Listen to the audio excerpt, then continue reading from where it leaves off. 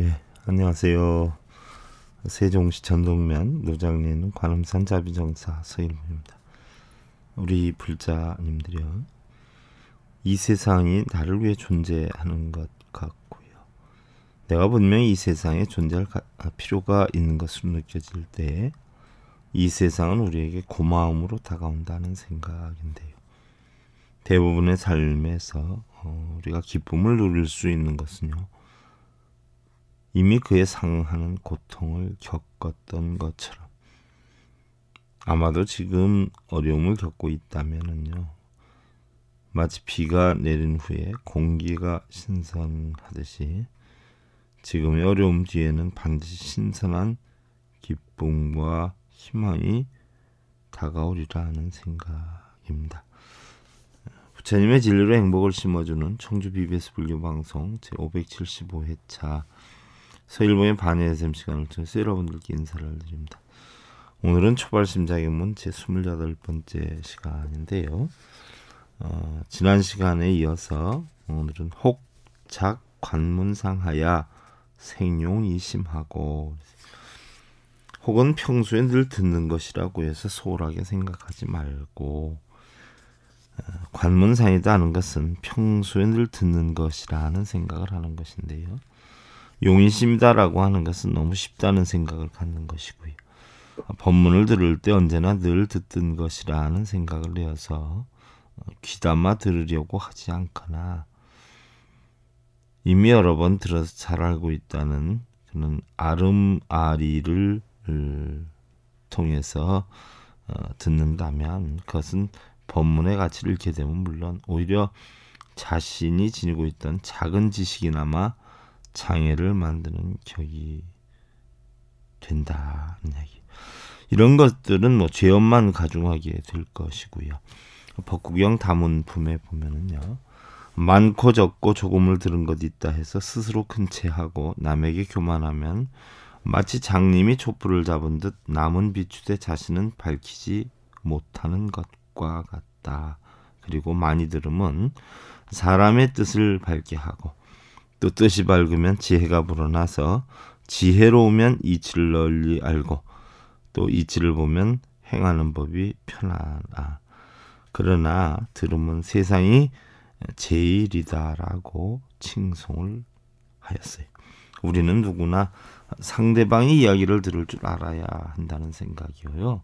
상대방의 이야기를 듣는다는 것은 무엇인가 자신을 만들어가려는 의지가 담겨 있는 것이고요.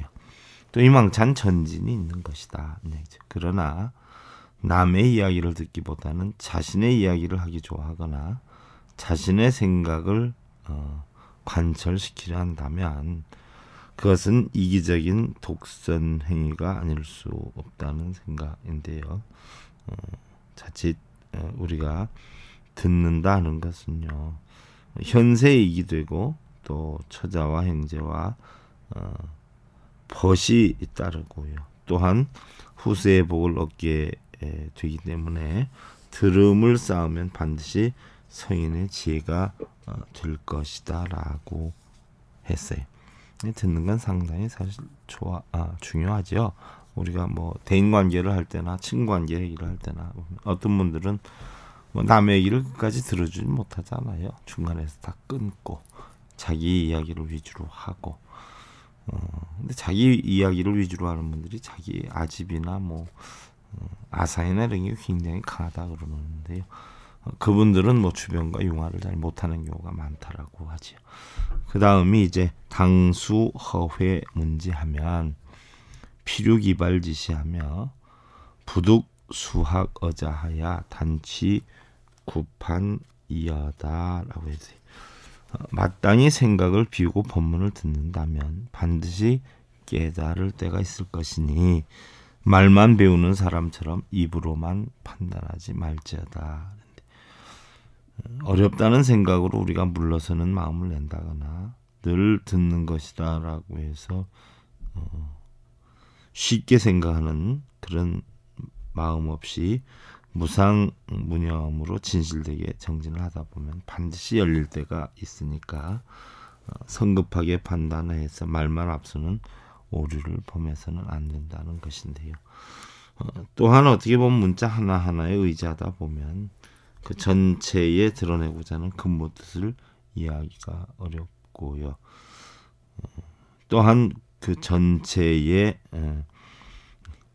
일을 뜻을 이해하는 그런 여건보다는 한 말 속에 있는 말을 따르다 보면 또 말 속에 들어있는 진의를 알기가 쉽지 않게 되는 입장이고 보니까 어느 한쪽에 편견이나 집착을 끊고 일체의 마음을 쉬어서 말만 따르는 사람처럼 입으로만 판단하지 말라 하는 이야기인데요. 산 꼭대기에 올라본 사람만이 정상에 오른 그 기분을 알고요. 밥을 굶어 본 사람만이 그 배고픔을 알 수 있는 것처럼요. 깨달음을 성취한 사람만이 그 가치를 아는 것이지 하루 종일 경전을 외우는 녹음기의 테이프가 깨달음에 대해서 말할 수는 없는 것이죠. 부처님 제세시 출라 판타카라고 하는 제자가 있었는데요. 그는 너무나 우둔해서 3년의 수행생활을 해서 제대로 시안수를 외우지 못하자 같이 출가했던 그 형님이 화를 내면서 환속하기를 요구를 하게 되었어요. 기원정사 앞에서 울고 있던 출라 판타카의 모습을 보신 부처님께서는 그에게 빗자루 하나를 주시면서 말씀을 하시게 되었죠. 판타카여, 이 빗자루를 가지고 먼지와 때를 쓸 때마다 먼지를 털고 때를 없애리라 하는 말을 하도록 해라. 그래서 출라 판타카는 하루도 빠짐없이 먼지를 털고 때를 없애리라 하면서 빗자루로 청소를 했는데요. 어느 날 문득 의심이 생겼어요. 부처님께서 말씀하신 먼지란 무엇일까? 또 때란 무엇일까? 한참 동안을 생각에 빠져있던 출라 판타카는 갑자기 환호성을 울리면서 절로 돌아갔죠.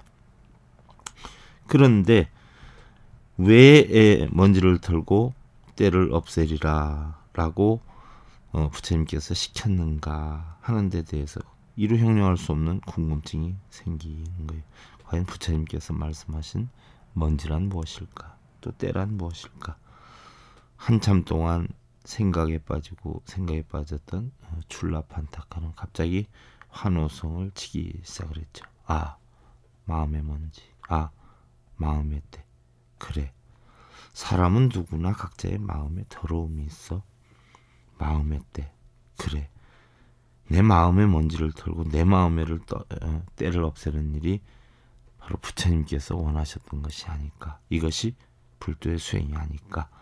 바로 인간 세상의 미혹은 때고 지혜는 바로 마음의 빗자루다. 나는 지금 지혜의 빗자루로 어리석은 마음의 미혹을 쓸어버리리라 하고는 부처님께 뛰어가서 부처님, 저는 이제부터 지혜의 빗자루로 마음의 먼지와 때를 쓸겠나이다. 부처님께서 혹여라도 저한테 그걸 깨치기 위해서 시킨 것은 아닙니까? 라고 하자 부처님께서는 착하다 나의 제자야, 내 말과 같다. 지혜는 능히 세상의 미혹을 없애느니라 하시면서 부처님께서 환하게 미소를 지으셨어요. 다음이 이제 소위사음수 하면 성독하고 우음수 하면 성유달하여 지학은 성보리하고 우학은 성생사라 함이 시아니라 그랬어요. 다시 말해서 독사가 물을 마시면 독을 이루고 소가 물을 마시면 젖을 이룬다는 것과 같이 지혜로운 사람의 배움은 보리를 이루고 어리석은 사람의 배움은 바로 생사를 이룬다 함이 바로 이를 두고 하는 말이다 라고 하셨는데요. 똑같은 추위를 느낄 때에 닭은 횃대로 올라가죠. 우리는 물속으로 들어가는 것과 같이요. 같은 장소나 같은 환경에서 같은 법문을 들어도 듣고 배우는 사람의 마음가짐에 따라 이해의 내용이 달라질 수 있는 것은요. 대개가 마음의 집착을 끊지 못했거나 마음을 내려놓지 못하는 원인의 정도 차이에서 비롯된다는 이야기인데요.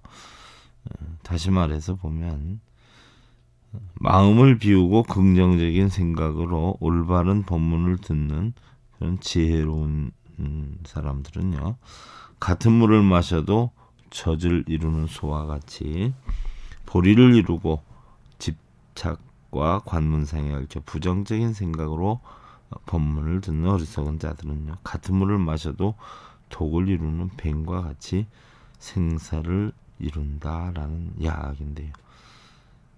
보리는 범어로 보디라 이렇게 표현하는데 우리가 각 또는 지, 도 이렇게 번역을 하고요. 부처, 보살, 성문, 연각의 지혜를 말하는 것인데요. 그 내용은 각기 얻은 과외 정도에 따라 차이가 있게 되고요. 부처의 보리는 위 없는 구경으로서 안욕따라 삼맥삼보리다 하는데, 안욕따라 삼맥삼보리는 언젠가 설명을 했을 거예요. 안은 없다, 욕따라는 위, 삼은 바르다, 맥은 평등하다, 삼은 바르다, 보리는 깨달음. 그래서 가장 위 없는 보편타당한 깨달음이다 이렇게 표현을 하고요. 달리 무상정등 정각이다라고 해서 더 이상 위가 없는 가장 훌륭하고 보편타당한 깨우침이다 이렇게 풀이를 하는데, 한편 생사라고 하는 것은요, 범어, 또 역어, 어빈, 또 어변에 의해서 육도의 세계에 생하고, 육도 지옥악이 축생인천수라죠. 또 멸하는 그런 윤회를 해서 열반하지 못함을 가르치는 것이다 이렇게 표현을 하는데요.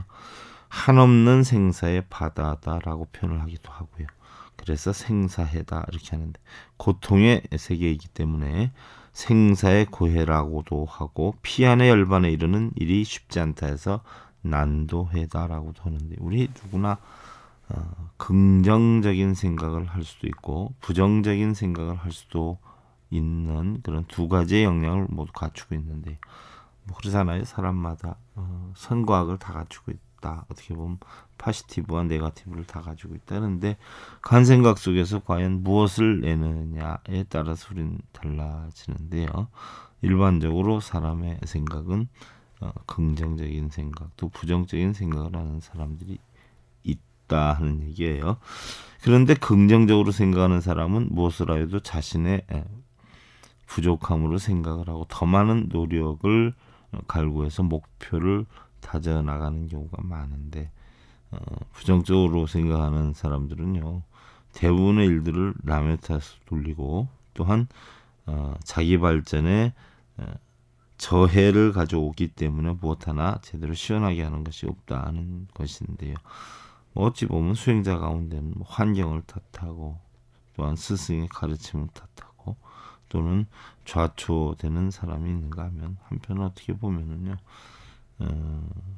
속인 가운데는 부모를 탓하고 남편과 아내를 탓하고 직장을 탓하며 되는 일이 없다고 하루하루를 불만의 지옥 속에 사는 사람도 적지 않으니, 다시 한번 우리가 생각해 볼 문제가 있다는 그런 입장이기도 하죠.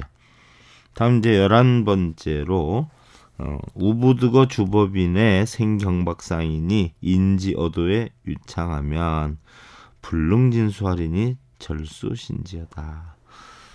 또는 법문하는 법사에 대해 가벼이 보거나 업신여기는 마음을 내지 말지니 그로 인해서 도를 이루는데 장애가 되어서 수행에 발전이 없게 되나니 반드시 조심해서 삼가할지어다라고 했어요. 어떻게 보면 경박상이라는 것은 가벼이 보거나 업신여기는 마음을 나타내고요. 불법이나 법문을 하는 법사나 스님에 대해서 가벼이 여기거나 업신여기는 마음을 가지면 듣고도 그 생각이 깊지 못하고 한가위 같은 어떤 의지가 없고 또 순박한 마음이 없는 것을 뜻하게 되기도 하는데, 법문을 가벼이 여긴다는 것은요, 자신의 마음이 경솔하거나 어두움으로 비롯된 것인 만큼 법문을 들어도 아무런 이득이 없음은 물론 깨달음의 길이 점점 더 멀어지게 될 것이라는 이야기예요. 그래서 법사에 법문하는 내용이 설사 자신의 생각과 다르거나 다소 서투른 그런 점이 있다라고 하더라도요, 듣는 사람의 생각이 다르거나 또 다소 얻어짐은 이루 형용할 수가 없이 적다는 이야기죠. 뭐 설사 자기 생각했던 내용과 다르거나 또 먼저 본 본문을 들었던 내용과 다른 부분이 있다라고 하더라도 자기의 자세가 올바르다라고 하면 얻어지는 건 많은 것이고요. 또한 뭐 자기의 의지가 올바르지 않다면 얻어짐은 없다는 이야기죠. 뭐 옛날에 어떤 스님이 시장에 갔다가요, 정육점 앞에서 돼지고기를 사는 손님과 주인의 대화를 들었는데요. 손님이 주인에게 좋은 부위로 한 것만 주세요 하자 주인은 손님 뭐 별도로 좋은 부위가 어디 있겠습니까? 모두가 좋은 부위죠. 하는 것을 들은 그 스님 많은 깨달음을 얻었다라고 하는데요.